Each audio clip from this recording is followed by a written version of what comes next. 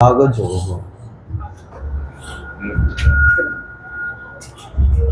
এই অধ্যায়ের শেষে ভগবান বলে দিলেন, শ্রদ্ধা না থাকিলে পার্থ সকলই বিপদ।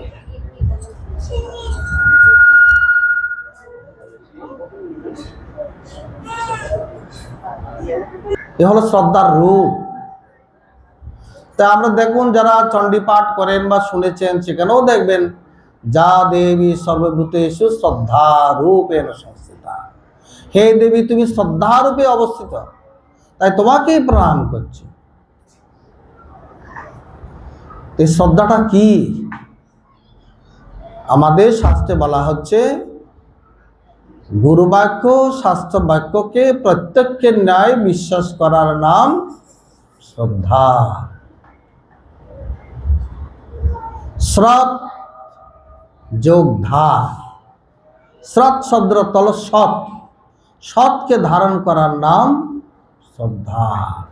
সৎস্বরূপ পরমাত্মা ভগবানকে হৃদয়ে ধারণ করার নাম শ্রদ্ধা।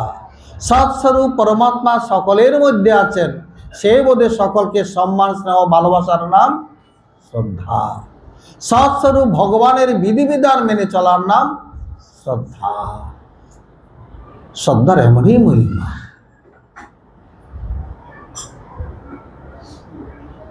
এই শ্রদ্ধা যার আছে, গীতায় ভগবান কি বলছেন? শ্রদ্ধাবান লভতে জ্ঞান। শ্রদ্ধাবান ব্যক্তি একমাত্র জ্ঞান লাভ করতে পারে। ওটা কোন শ্রদ্ধা? গুরুর প্রতি শ্রদ্ধা। ওই যে গুরু বাক্য এবং বেদান্ত বাক্য শাস্ত্র বাক্যকে হৃদয়ে ধারণ করার নাম, লালন পালন করার নাম, মেনে চলার নাম শ্রদ্ধা। কিন্তু দেখা যায় আমাদের শ্রদ্ধা ঠাকুরঘরে সীমাবদ্ধ। ঠাকুরঘর থেকে বাইরে হলে আর শ্রদ্ধা থাকে না। পরস্পর প্রতি ভালোবাসা, সম্মান, স্নেহ এগুলো আর থাকছে না। সেই জন্য শ্রদ্ধাকে অন্তরে খুবই লালন পালন করা দরকার।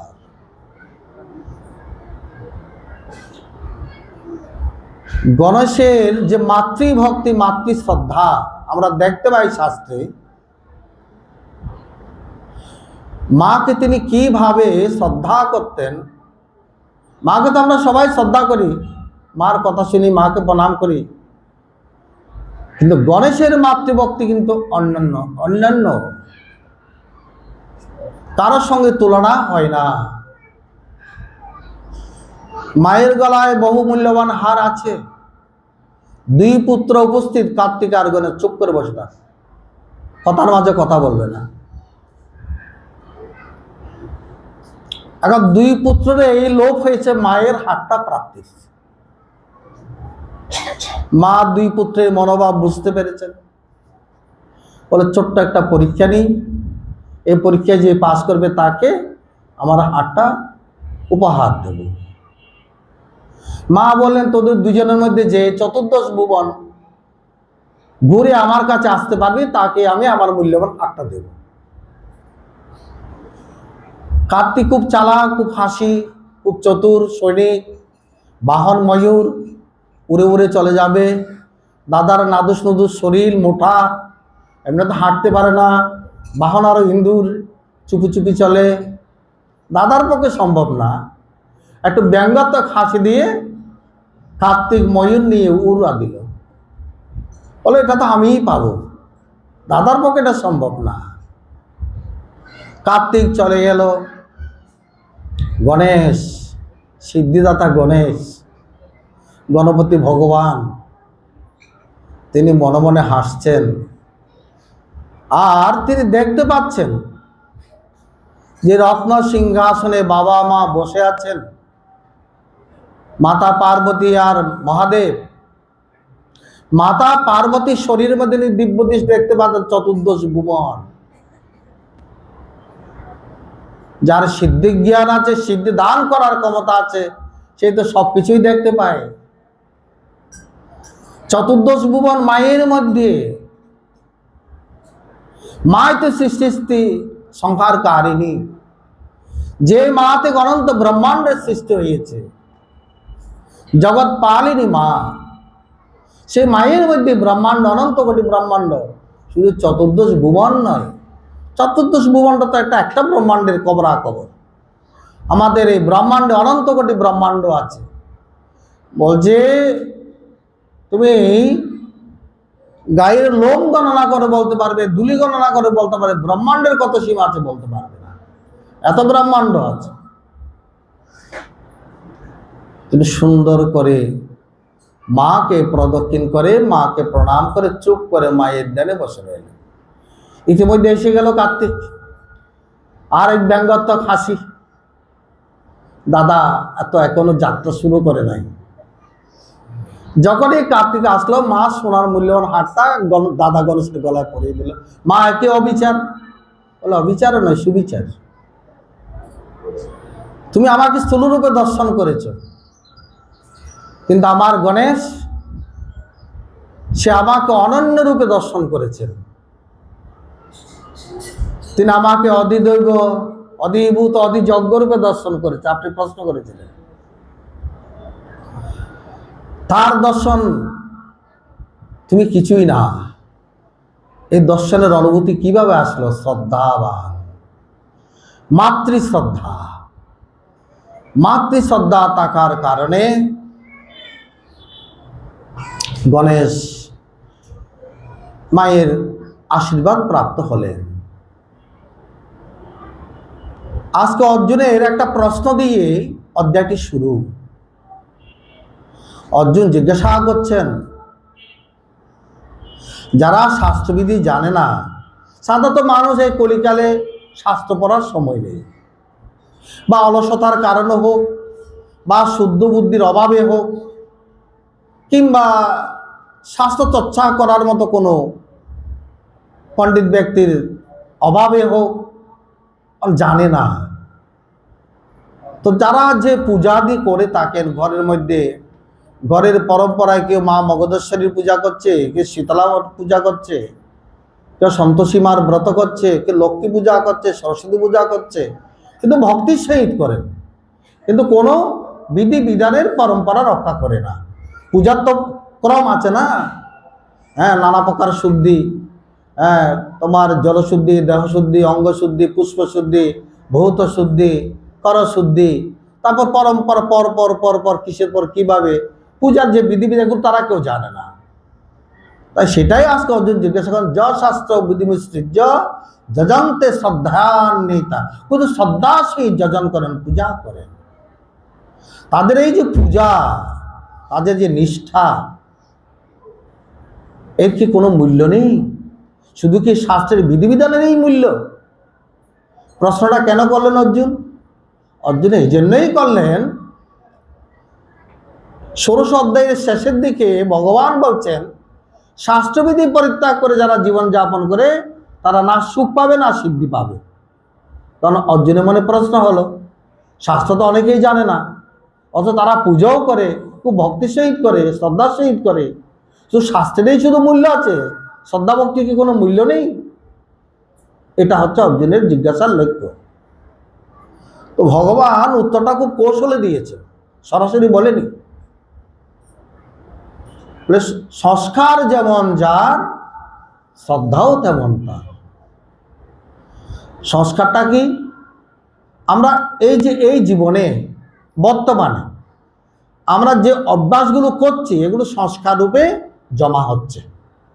ভালো কর্ম করলে ভালো সংস্কার হচ্ছে, খারাপ কর্ম করলে খারাপ সংস্কার হচ্ছে।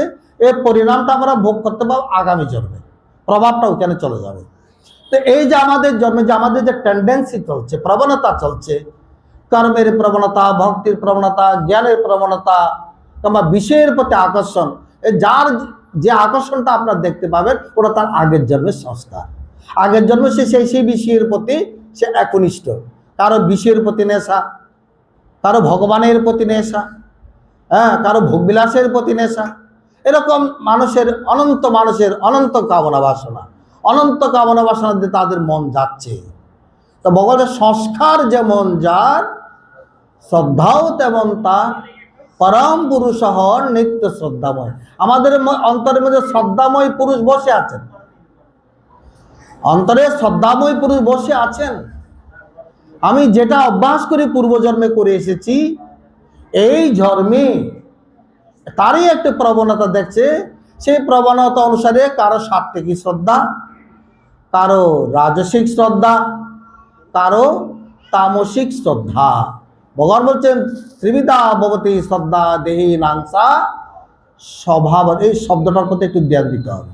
স্বভাবজা, এই স্বভাবের এটুকু স্বভাবজ শ্রদ্ধা, এগুলো স্বভাব থেকে এসেছে, স্বভাব থেকে সংস্কার হয়েছে, সংস্কার হয়ে প্রকাশ পাচ্ছে। স্বভাব তিন প্রকার, প্রকৃতির স্বভাব তিন প্রকার, সত্য রজ তম। তা মানুষের পক্ষে তিন প্রকার শ্রদ্ধাও তিন প্রকার। স্বভাবজ শ্রদ্ধা, স্বভাবজ শ্রদ্ধা জ্ঞানজ শ্রদ্ধা নয়।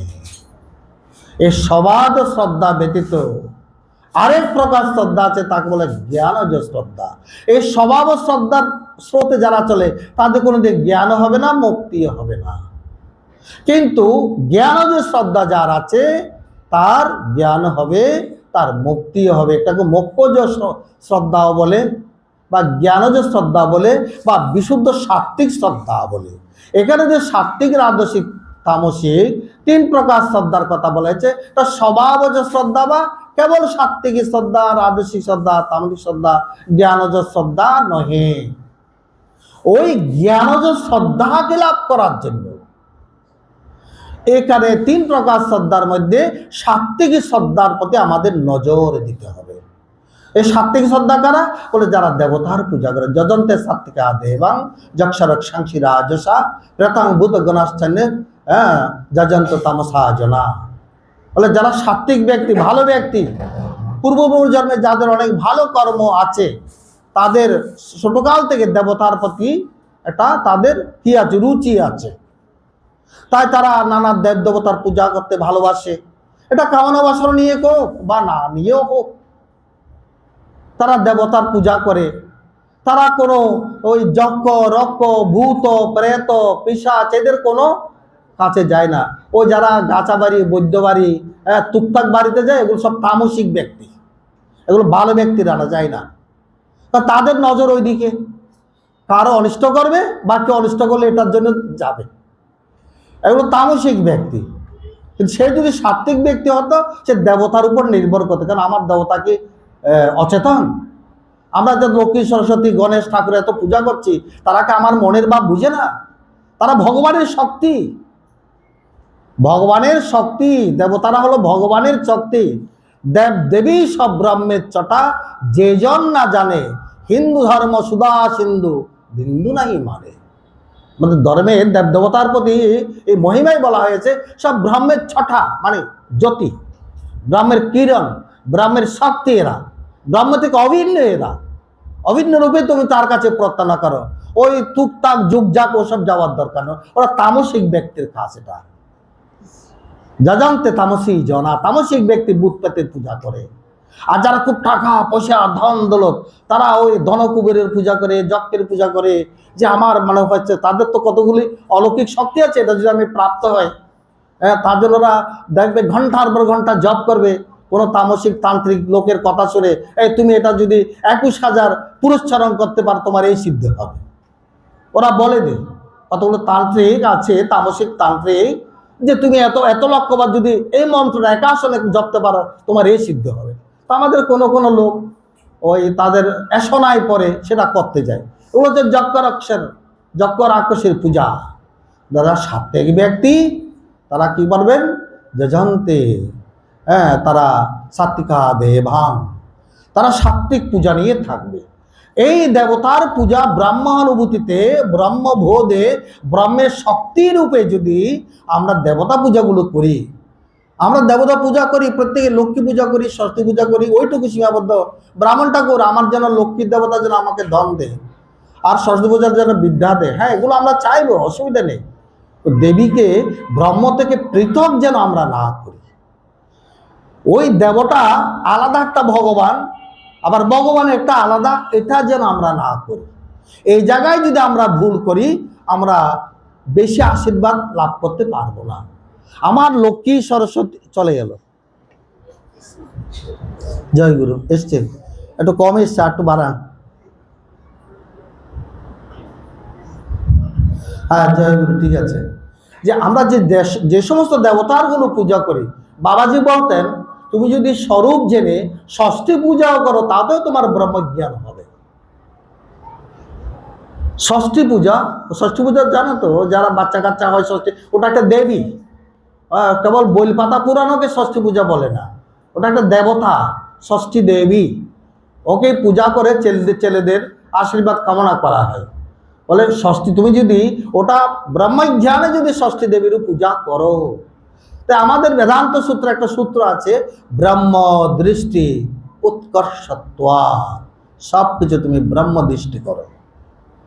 ওই কথা গীতাতেও আছে, ব্রহ্মার্পণং ব্রহ্ম হবি ব্রহ্মাগ্নো ব্রহ্মণাহুতম ব্রহ্মৈব তেন গন্তব্য ব্রহ্ম কর্ম সমাধিনা। আমাদের ভগবান আমাদের হৃদয়ের যে সংস্কার আছে ওটাকে যেন ব্রহ্মানুকরণ বৃত্তি সংস্কারে রূপায়িত হয়।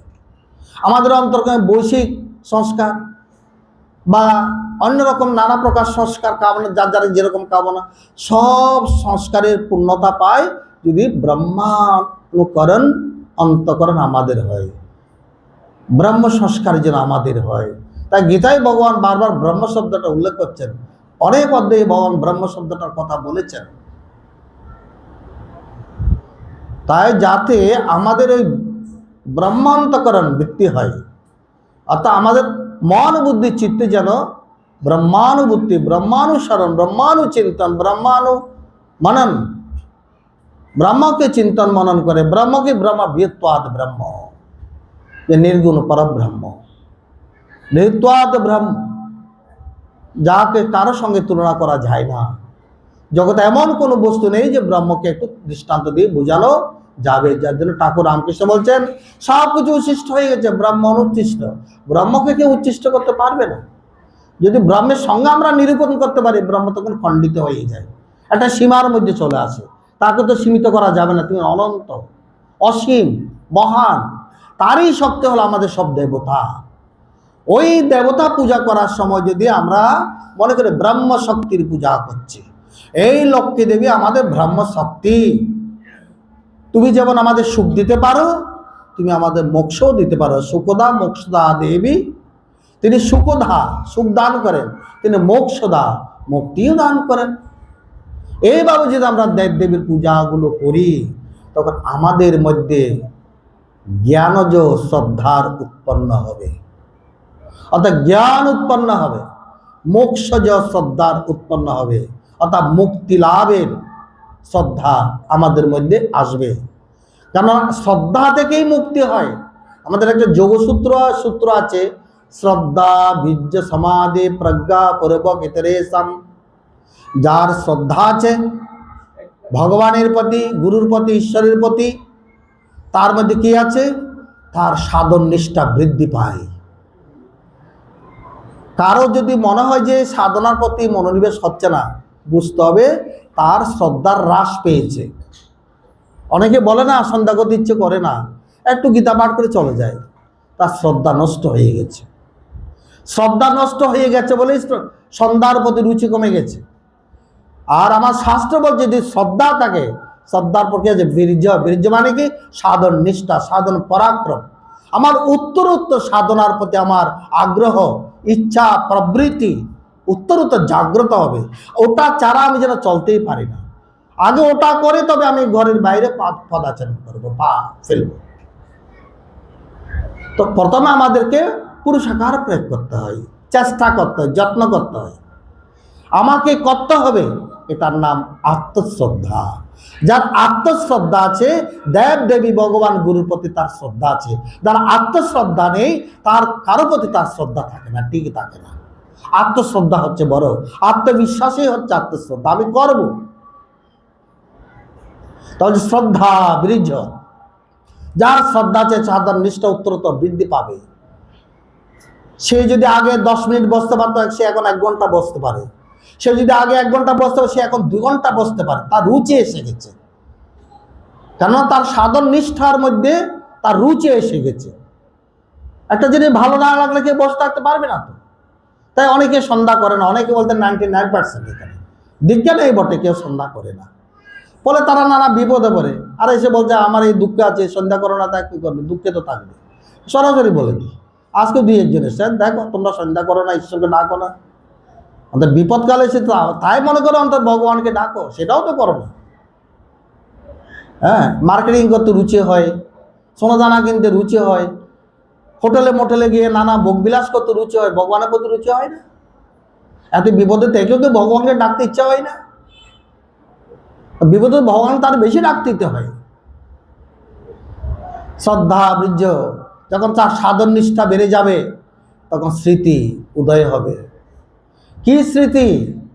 জাগতিক কোনো স্মৃতি নয়। আমি কে,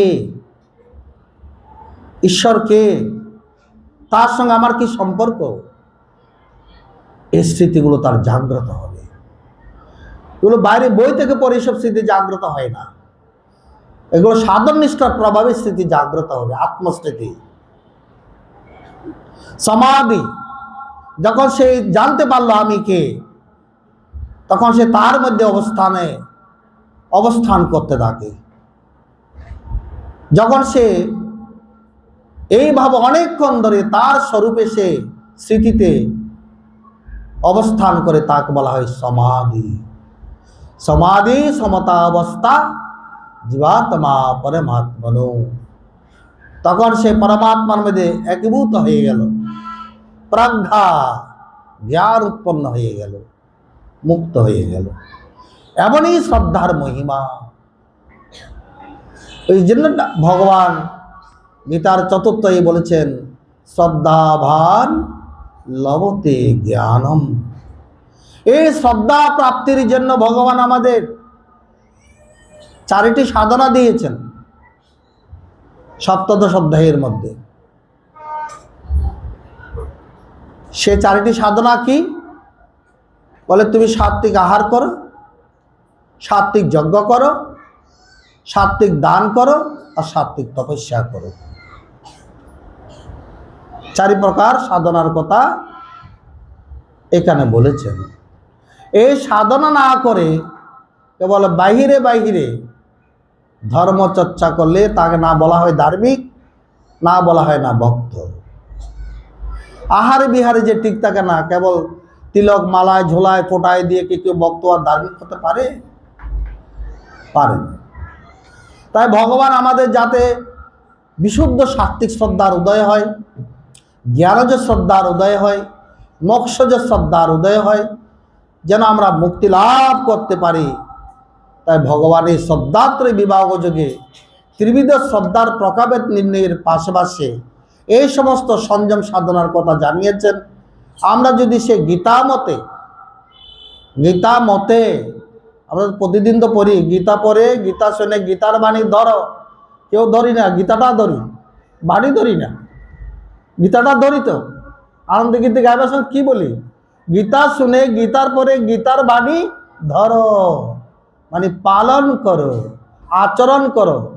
ওই বই দত্ত বলা হয়নি, যা যা বলা হয়েছে সেভাবে যদি তুমি জীবন গঠন করতে পারো, জীবনে তোমার অনেক উপকার হবে। তাই ভগবান কথা বলছে সাত্বিক আহার, আয়ু সত্য বল আরোগ্য সুখ প্রীতি বিবর্ধনা রস্যা স্নিগ্ধা শিরারিদ্দাহার সাত্বিক প্রিয়া। সাত্বিক আহার আলোচনা করার পূর্বে তামসিক আহার আলোচনা করা প্রথম প্রয়োজন। কারণ আমরা তামসিক আহার অভ্যস্ত। জাত জামঙ্গত রসং পুতি পূজ্য যত উচ্ছিষ্টম অপিচামিদং ভোজনং তামস প্রিয়ম। যা তামসিক ব্যক্তির আহার। আপনারা কজন আছেন মেনে নেবেন তামসিক আহারের মধ্যে আছে কিনা? জাত জামং, রান্না করা হয়েছে 3 ঘন্টা পূর্বে, রসকস শুকিয়ে গেছে, আজকাল অসুবিধা নেই, ফ্রিজে দিলে আবার রস হয়ে যাবে।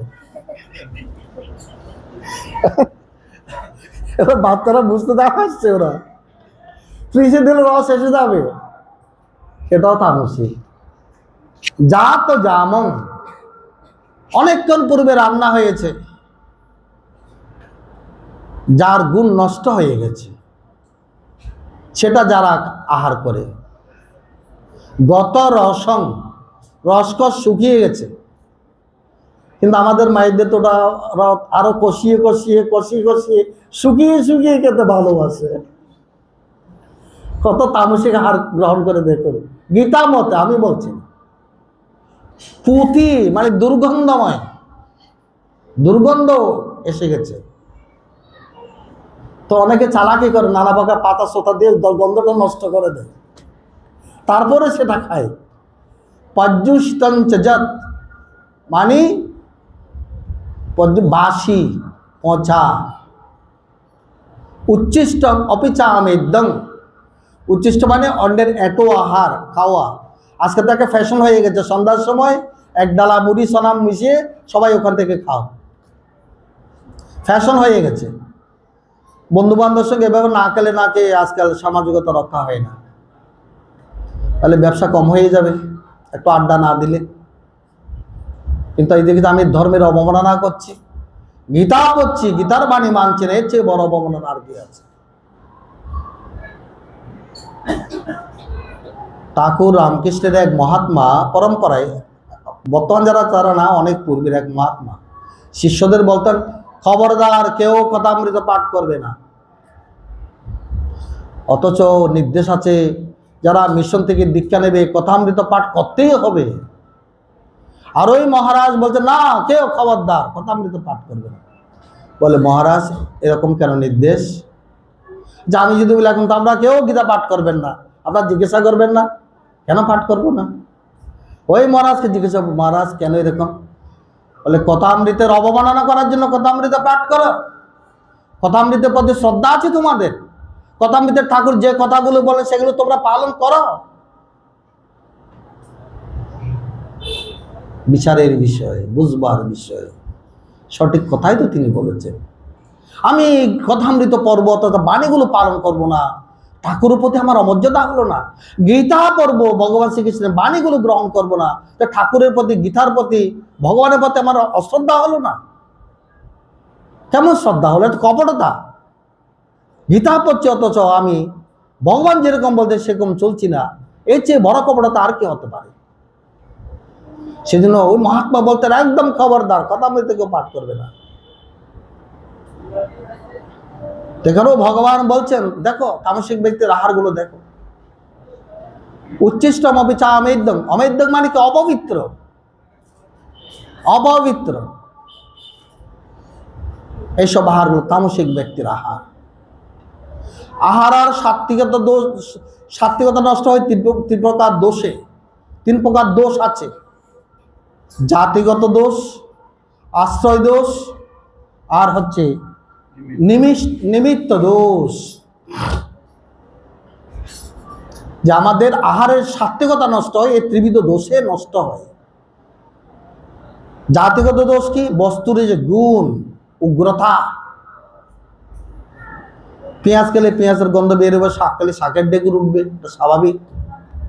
আপনি উগ্র আহার আদি যদি করুন, সাত্বিকতা নষ্ট হয়, এটা বলা আশ্রয়গত দোষ। জাতিগত দোষ না, ওটা জাতিগত দোষ। এবার হবে আশ্রয়গত দোষ। যে উৎস থেকে আহারটা আমি গ্রহণ করছি, এই উৎসটা কতটুকু সাত্বিক, সৎপথে উপার্জিত, সেই যে ব্যক্তির নিকট আমি আহার গ্রহণ করছি সেই ব্যক্তি বা কতটুকু সাত্বিক, এটা যদি আমরা বিচার না করে আহার করি, সেখানেও সাত্বিকতা নষ্ট হয়। আর নিমিত্ত দোষ হলো খাদ্যের মধ্যে নোংরা জিনিস পড়লে, চুল পড়লে খাদ্য নষ্ট হয়ে যায়, নানা প্রকার ধুলা বালি নোংরা পড়লে তার সাত্বিকতা নষ্ট হয়। সেই জন্য আহার খুব সাবধানের সহিত করতে হয়, সাত্বিক আহার করাই ভালো। তারপর ভগবান বলছেন তুমি সাত্বিক দান করো। দাতব্যম, দান করা কর্তব্য। দিয়ত অনুপকারিণী দেশে কালে চপাতে চত দানম সাত্বিকম স্মৃত। দান করো, খুব শ্রদ্ধার সহিত দান করো। আমাদের বেদের অনুশাসন আছে শ্রদ্ধয়া ধেয়ং, শ্রদ্ধার সহিত দান করিবে। তুমি দান করছো বলে অহংকার করতে পারবে না, এই নে বেটা তুচ্ছ তাচ্ছিল্য করে তুমি দান করো না, এটা অহংকার হয়ে যায়। দান একটা ভালো জিনিস, শুভ কার্য, পুণ্যকর কার্য। যখন তুমি অহংকারের সঙ্গে দান করবে, সেটা তখন তামসিক দানে রূপান্তরিত হয়ে যাবে। ওই দান তখন হিত না হয়ে বিপরীত হয়ে যাবে, অকল্যাণকর হয়ে যাবে।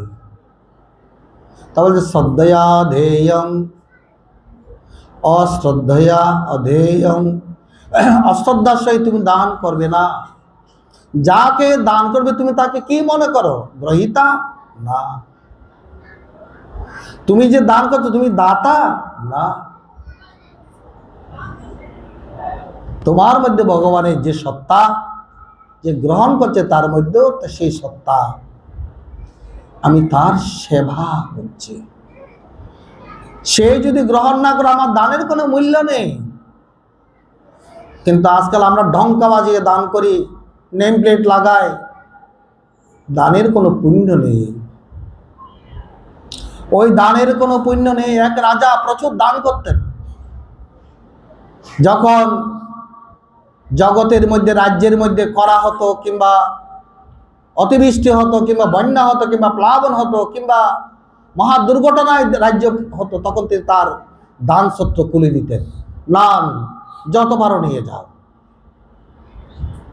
অন্যান্য সময় ব্রাহ্মণ পণ্ডিতদের তিনি স্বর্ণদান, গোদান, গাবিদান, দানের যত প্রকার আছে সবকিছু তিনি করতেন। বলতে গেলে তার সারা জীবন দানে দানেই চলে গেল। মৃত্যুর পর তিনি খুব খুশি, আমি দানের পুণ্য ফলে স্বর্গলাভ করব। এত দান করেছে জীবনে, মানুষ চিন্তাও করতে পারবে না। ভালো রাজা ছিলেন, দান করেছেন বেশি। যখন তার মৃত্যুবরণ হলো, বিচার শুরু হলো, তখন তার কাছে যমদূত গিয়ে বলছেন চলো নরকে। বলে তুমি ভুল করছো, আমি নরকে যাওয়ার মতো জগতে এমন কোনো কাজ করি নাই। বলে না, বিচার হয়ে গেছে। বলে কে বিচার করছে? আমি এই বিচার শুনতে চাই। আর ঠিক আছে চলো। যমরাজার কাছে নিয়ে গেল যমদূত। বলে মহারাজ, আমি কেন নরকে যাব? আমি তো সারা জীবন দান করেছি, ব্রাহ্মণ পণ্ডিতদের দান করেছি, দীনদুঃখীদের দান করেছি, গরিব রাজ্যবাসীদের দান করেছি। আমার রাজ্যের লোক যখনই বিপদে পড়েছে আমি দান ছত্র খুলে দিয়েছি। কোনটি আমি অভাব করেছি? শাস্ত্র দানের মহিমা অরণ্য লেখা আছে। আমি দান করে কেন নরকে যাব? ও সে কথা, সে কথা। তুমি কি সত্যিকার অর্থে দান করেছো নাকি অহংকারকে দান করেছো? তোমার দানের মধ্যে কি শ্রদ্ধা ছিল, না শ্রিয়া ছিল, না ভিয়া ছিল, না সম্বিধা ছিল? শাস্ত্রে বলে শ্রিয়া ধেয়ং, ভিয়া ধেয়ং, সম্ভেদা ধেয়ং। লজ্জার সহিত দান করবে, বিনম্র হয়ে দান করবে, নিষ্ঠার সহিত দান করবে। তোমার দান তুমি দান করছো, তুমি ছাড়া যেন কেউ না দেখে সেভাবে দান কি করেছো নাকি ডাকডোল বাজিয়ে দান করেছো? আপনারা যারা দান করে নেম প্লেট বসাতে চান তারা শুনে রাখুন, পরকালে তারা পুণ্যের ফল কিচ্ছুই প্রাপ্ত হবে না, কিচ্ছুই প্রাপ্ত হবে না। তুমি তো অহংকার দান করেছো, দ্রব্য দান করনি। যা করেছো ঢাকঢোল বাজিয়ে তুমি দান করেছো। ওই ঢাকঢোল দান করে তোমার পুণ্য তো ওখানে খতম। আদৌ তুমি পরলোক স্বর্গলোকে যাওয়ার তোমার কোনো এখানে কোনো পুণ্য কাজ তোমার নেই, বরং অহংকার করেছো তার জন্য তোমার নরকে গমন। তোমার দানের মধ্যে শ্রদ্ধা ছিল না, নিষ্ঠা ছিল না, লজ্জা ছিল না, বিনম্রতা ছিল না, সম্ভ্রম ছিল না। তুমি নিজেকে দাতা মনে করেছো, আর যাকে দান করেছো তাদেরকে তোমার চেয়ে তুচ্ছ মনে করেছো, তুমি নিজেকে উঁচু মনে করেছো। এই যে উঁচু তুচ্ছ, কাকে উপরে রাখা, কাকে নিচে মনে করা, এটা বড় অহংকার, বড় অহংকার। সেই মুহূর্তে আরেকজন মৃত্যুবরণ করে। ওখানে এক কৃষক, সারা জীবন বেচারার কোনো ধান ছিল না, এত গরিব ছিল, এক গরিব চাষা ছিল। সে যা চাষ করতো তার সংসার ঠিকমতো পরিপালন হতো না, কি দান করবে? সে কান্না করছে ওখানে বসে। সে মৃত্যুবরণ করে ওখানে চলে গেলেন, যমরাজের কাছে চলে গেলেন। এই রাজা এত দান করে স্বর্গ পেল না, আর আমার তো কিছুই দান নেই, আমার জন্য নরক, নরকের কথা ভেবে ভেবে সেই চাষা ওখানে কান্না করছে। আর নরক ওই চাষার খাতা খোলা হলো। আমরা এখানে যা কিছু করি কিন্তু চিত্রগুপ্তের খাতায় উঠে যাচ্ছে। এটা গল্প কাহিনী নয়। চিত্রগুপ্তকে, চিত্রের মধ্যে যিনি বসে বসে আমার খবর লিখছে, তার নাম চিত্রগুপ্ত। চিত্রের মধ্যে বসে ছবি, ক্যামেরা দিয়ে ছবি তুলে নিচ্ছেন। তার সিসি ক্যামেরা চতুর্দিকে আছে, এখানে সিসি ক্যামেরা দুই একটা আছে, আর ভগবানের সিসি ক্যামেরা আমাকে ঘিরে রেখেছে, প্রত্যেককে ঘিরে রেখেছে। ভগবানের সিসি ক্যামেরাগুলো কি জানেন? দিবা, রাত্রি, সূর্য, চন্দ্র, নক্ষত্র, পল, দণ্ড, সময় সবাই সাক্ষী দেবে। এরা সব দেবতা। দিবা দেবতা, রাত্রি দেবতা, চন্দ্র দেবতা, সূর্য দেবতা। আচ্ছা, কাকে ফাঁকে দিয়ে আপনি কি করবেন? সাক্ষী না কেউ না কেউ তো রয়ে গেছেন। আচ্ছা, এবার চাষার বিচার চলছে, চাষা কান্না করছে। আরে, চাষার কাছে বিষ্ণুদূত এসে গেল, বলে তোমাকে স্বর্গে নিয়ে যাও। বলে আমি তো জীবনে কিছু পুণ্য করিনি। বলে পুণ্য তুমি করেছ। মৃত্যুকালে স্ত্রী যখন তোমাকে চাষাবাদের পাঠানো কালে স্ত্রী সকালে খাবার দিত, 2টা রুটি, শুকা 2টা রুটি, একটা লঙ্কা দিয়ে পাঠিয়েছিল চাষ করার জন্য। সে দুপুরে খেতে বসবে, সারাদিনের ক্ষুধার্ত, সারাদিনের পরিশ্রম করে চাষবাস করে খেতে বসবে, একটা কুকুর এসে ঘেউ ঘেউ করছে, অর্থাৎ সে কিছু খাবার চাইছে।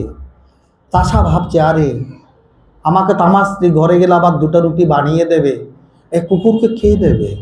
2টা রুটি দিয়ে দিল, নিজের সত্য ত্যাগ করে 2টা রুটি দিয়ে দিল। নিজের জীবন বাঁচবে কি করে সে চিন্তা সে করেনি। কুকুরকে, সে তো কথা তার মনে নেই, সে যে কুকুরের এটাও তার কথা মনে নেই। অতটা চিত্রগুপ্তের কাতায় উঠে গেল, এই তো নিঃস্বার্থভাবে দান করেছে, নিজের জন্য কিছু রাখেনি। বেচারা একটু পরে ক্লান্ত হয়তো মরেও যেতে পারে, উদার্ত, সারাদিনে পরিশ্রান্ত, তার কথা না ভেবে কুকুরের কথা ভেবে তাকে 2টা রুটি দিয়ে দিল। তখন চিত্রগুপ্ত লিখে রেখেছেন, এই পুণ্যের ফলে তুমি যাবে স্বর্গে। দান হয় এই জন্য দেশ কাল পাত্র দেখে, যেখানে সেখানে দান করলে সেটা পুণ্য হয় না। দেশ বলতে পুণ্য দেশ, পুণ্য স্থান, উপযুক্ত পাত্র, উপযুক্ত সময়। এই দেশ কাল পাত্র দেখে যখন দান হবে, সে দানটা হবে তখন সার্থক। আমরা সন্ন্যাসী বাবা লিখেছেন আমার সখার মধ্যে, দেহ রক্ষার্থে আহার, জগতের পিতার্থে দান, দেবতার হিতার্থে যজ্ঞ, দেহ মন শুদ্ধার্থে তপস্যা। এই 4টি কর্ম প্রত্যেকটি মানুষেরই অনুষ্ঠেয়। আমার সখা পড়েন কে কেউ? কয়জন পড়েন? হাত তুলতে পারবেন? আপনার আশ্রমের শিষ্যই আশ্রম বই পড়েন না। দেখেন, তপস্যা, ভগবানও আজকে বলছেন তপস্যা করতেই হবে। 3 প্রকার তপস্যার কথা বলেছেন, শারীরিক, বাচিক, মানসিক। 3 প্রকার তপস্যা যারা করে না, তাদের দেহ মন শুদ্ধ হয় না, মৃত্যুর পর তারা কোনো উন্নত লোকে যেতেও পারে না।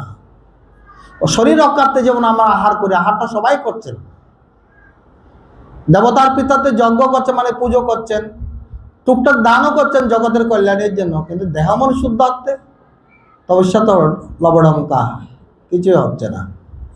তো তপস্যা না করলে আমাদের দেহ মন তো অপবিত্র, অশুদ্ধই থেকে যাচ্ছে। সেই তপস্যাগুলো কি কি ভগবান আজকে বলে দিলেন। শারীরিক তপস্যা, দেব দ্বিজ গুরুর প্রাজ্ঞ পূজনম শৌর্যমার্জবম ব্রহ্মচর্যম হিংসা চ শারীরং তপোচ্যতে। দেব দ্বিজ গুরু প্রাজ্ঞ, দেবতার পূজা করবে। কোন দেবতা? আদি শঙ্করাচার্য আমাদেরকে সকলের কল্যাণের জন্য পঞ্চ অনন্ত দেবতার মধ্যে প্রধান 5টি দেবতার পূজা করার জন্য নির্দেশ দিয়েছেন। 5টি দেবতার পূজা করতে না পারেন তাদের পদ্ধতি স্মরণ করুন, প্রণাম করুন। শিব, পার্বতী, গণেশ, বিষ্ণু, সূর্য। প্রতিদিন পূজা করতে না পারো অন্তত প্রণাম বলুন, তাদেরকে প্রণাম করুন, প্রণাম করে পূজা সারুন। আর যদি সময় পাবেন সেদিন তাদের পঞ্চ উপাচার অন্তত পূজা করুন। পঞ্চ উপাচার পূজা করতে এক দেবতা পূজা করতে 1 মিনিট করে সময় লাগবে, 1 মিনিটের বেশি লাগবে না। খুব শ্রদ্ধা সহিত করলে 2 মিনিট করে লাগবে।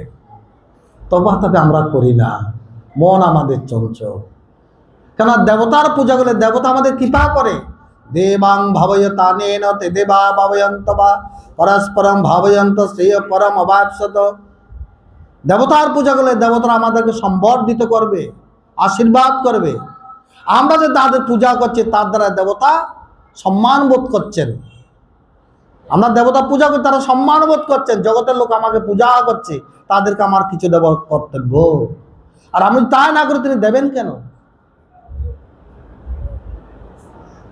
দ্বিজ যারা উপবিধারী, উপনয়ন যাদের হয়েছে, যারা নিত্য গায়ত্রী জপ করে, বেদজ্ঞ ব্রাহ্মণ, তাদেরও সম্মান করবে, গীতায় ভগবান বলছেন। কারণ তারা নিত্য গায়ত্রী জপ করছেন। গায়ত্রী জপ তো আমাদের আপনাদের নেই, যাদের আছে তারা করছেন। সাধুরা করে, ব্রাহ্মণ করে, তা তারা সম্মানিত। তা দেব দ্বিজগণকেও তোমরা সম্মান করো। গুরু, গুরু বলতে এখানে গুরুজন, পিতামাতা আদি গুরু, পিতামাতাকে সম্মান করো। পিতৃ দেব ভব, মাতৃ দেব ভব, আচার্য দেব ভব। পিতা তোমার দেবতা, মাতা তোমার দেবতা, গুরু তোমার দেবতা। সুতরাং আচার্য দেব ভব মানে গুরু বলতে গুরুজন, ঘরের মধ্যে পিতা মাতা জ্যেষ্ঠজন যারা যারা আছেন এবং শিক্ষাগুরু দীক্ষাগুরু সকলকে তুমি কি করো? পূজা করো, সম্মান করো। শ্রদ্ধা মানে সমান। পূজনম দেব দ্বিজ গুরু প্রাজ্ঞ, প্রাজ্ঞ মানে জ্ঞানী ব্যক্তি, জ্ঞান পূজন করো। ব্রহ্মচর্য অর্থাৎ নিত্য ব্রহ্ম চিন্তন করো। শরীর সংযম করো আর ব্রহ্ম চিন্তন করো। ব্রহ্মচর্যের 2টি অর্থ। অহিংসা, কাকে হিংসা করো না। সকলের মধ্যে ঈশ্বর বসবাস করছেন। শারীরং তপোচ্যতে, এটা শারীরিক তপস্যা। একটু মনোনিবেশের দরকার, পয়সা খরচ নেই, কোনো পয়সা খরচ নেই তপস্যাটা করতে। বাক্য অনুদ্বাক্য কার সত্যং গৃহীতং যজত সদ্দৈবসং চৈব বাংময়ং তপোচ্যতে। গড়ে বাক্য প্রয়োগ বিধি এমনভাবে অভ্যাস করো, আমার যে বাক্যের ব্যাগ, জিহ্বা ব্যাগ, এগুলো যেন আমরা সম্বরণ করতে পারি। জিহ্বা তোমার মধুর ভাষিনী হোক, এটা আমরা প্রার্থনা করি।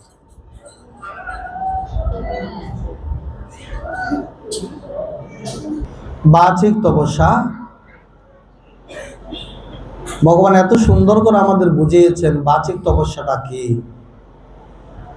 এটা যদি আমরা ফলো করি অগোচরেই আমাদের তপস্যা হয়ে যাবে। শুধু ভালো ব্যবহার, যে ব্যবহারের মধ্যে থাকবে না কোনো আঘাত, কোনো কটাক্ষ, কোনো বিদ্রুপ, কোনো ব্যঙ্গাত্মক বাণী। বলছে আমার ব্যবহার দ্বারা অন্য যেন উদ্বেগ প্রাপ্ত না হয়, অর্থাৎ অন্য যেন কষ্ট না পায়। আমার সঙ্গে তো একটা বাণী আছে, অন্যে তোমার সঙ্গে যেরূপ ব্যবহার করুক না কেন। মনে কারেন্ট এসছে বলে আবার।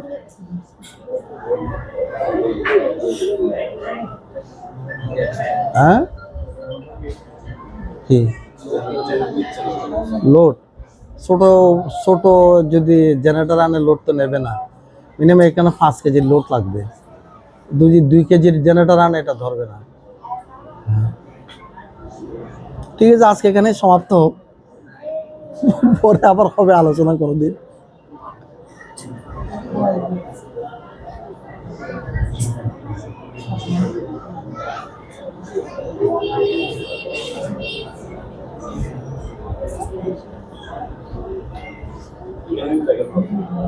হ্যাঁ, সেটা তো রেকর্ড হবে, কিন্তু চিৎকার করে তো বলতে পারবো না। তোমরা কজন শুনবে, বাকিরা শুনবে না। তা স্টপ করে দাও না।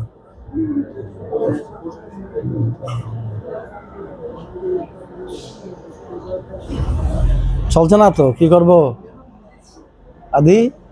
চলছে না তো, আবার এসছে।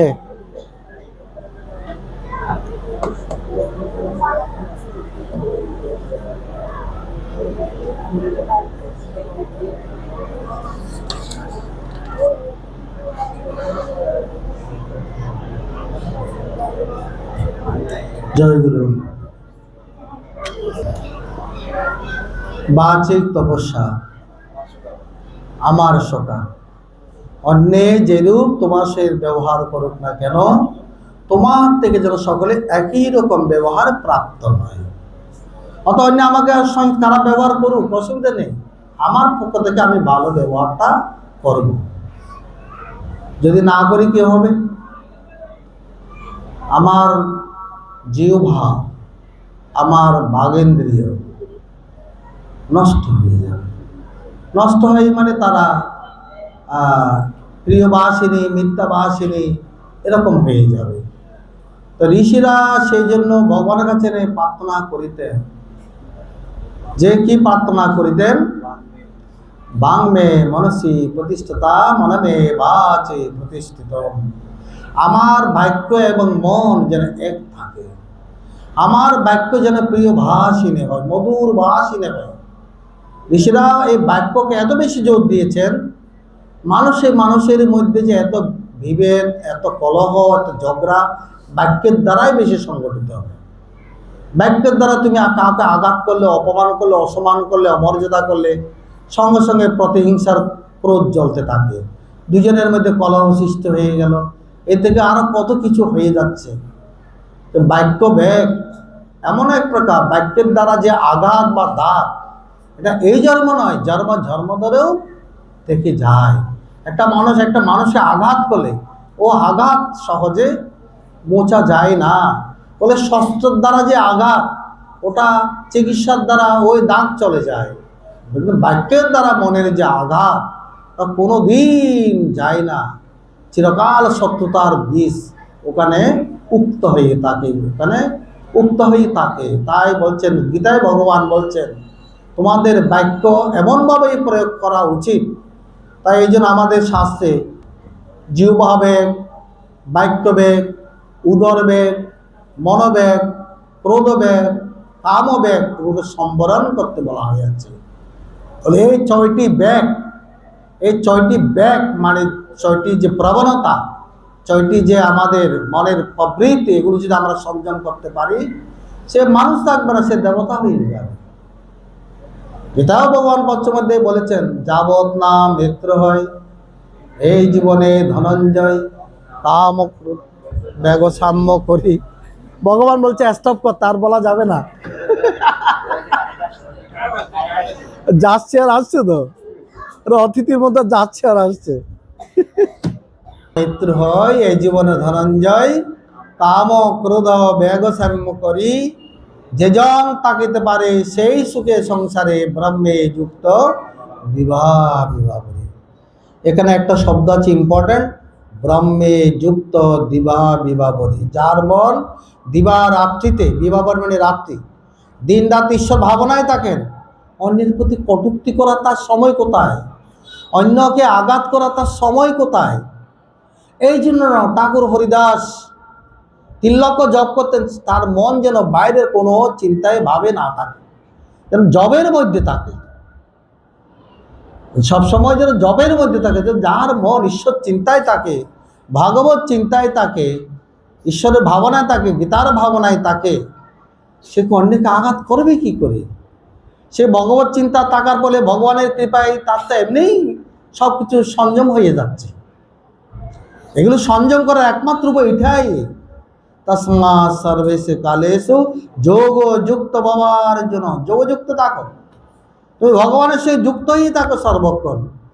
তাহলে সংসারে মায়ার যে ছলনা, মায়া যে পদে পদে আমাদেরকে আটকাবার জন্য তার চতুর্দিকে এত সুব্যবস্থা, এই মায়া থেকে এগুলো কাম ক্রোধ লোভ মোহ, জিহ্বা বেগ, উদর বেগ, বাক্য বেগ, এগুলো একটা মায়ার রূপ।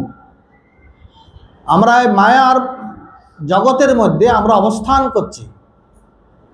কেউ যদি কাঁটা বনে প্রবেশ করে তার পায়ে তো কাঁটা ফুটবেই। কাঁটা বনে প্রবেশ করে কেউ বলতে পারবে আমি কাঁটা ফুটতি নেই? এইরূপ মায়ার হচ্ছে একটা কাঁটা বন। মায়ার কাঁটা আমাদেরকে সকলকে বিদ্ধ করছে, দিবা রাত্রে নানাভাবে ছলনা করছে, নানা প্রকার এসনা দিয়ে আমাদেরকে আঘাত করছে, তবুও আমরা এই আঘাত অনুভব করছি না। এর থেকে মুক্তির একমাত্র উপায় ভগবৎ শরণম, তমেব শরণং গচ্ছ সর্বভাবেন ভারত। গীতায় ভগবান বলে দিয়েছেন, মায়ার জগতে যেমন এসেছো তার থেকে বাঁচবার উপায়ও তোমাদেরকে বলে দিচ্ছি, তোমরা সর্বক্ষণ ভগবৎভাবে ভাবিত হয়ে থাকো। ভগবৎভাবে ভাবিত হয়ে গেলে মায়ার কাঁটা তোমাকে আর আঘাত করতে পারবে না।